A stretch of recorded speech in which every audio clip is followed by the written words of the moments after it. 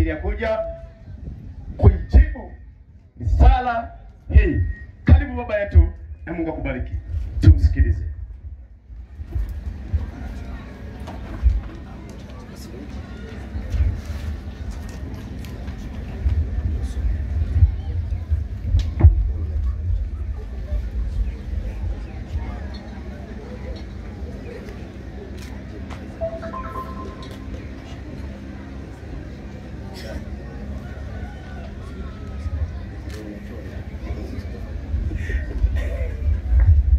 Baba yetu akiendelea kutafakari ya kwamba nianzie wapi niishie wapi, anasema haya, wote nyamaza kimya, nikaingia kufanya na kujibu. Kwa hiyo lazima baba, karibu karibu. Bwana Yesu asifiwe.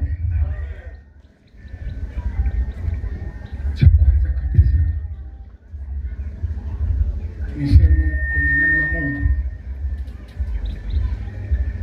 katika waraka wa 3 wa Yohana na mstari wa 2, mzee Yohana anamwambia mzee Gai kwamba naomba ufanikiwe katika mambo yote,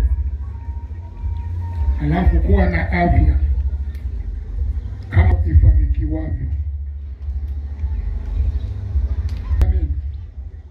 Mafanikio katika maisha ya mwanadamu ni kitu muhimu sana.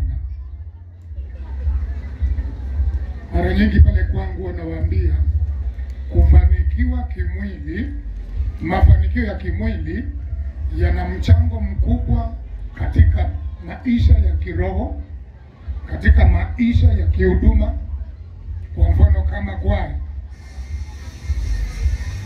hivi vyombo navyoviona hapa havijapatikana imeshushwa tu na Mungu. Hapana, kuna kazi kubwa imefanyika. Nimwombe mtunza hazina wangu anisomee neno moja katika kitabu cha Mhubiri sura ya 5, uone jinsi inavyohitajika. Mhubiri sura ya 5 mstari wa 8 na wa 9.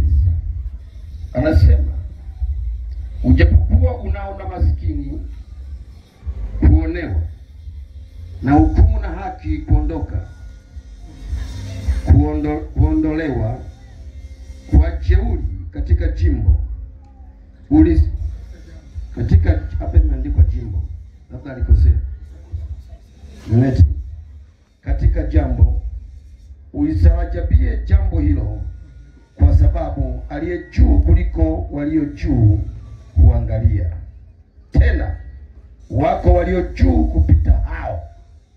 Mstari wa 9, lakini pamoja na hayo manufaa ya nchi kwa kila njia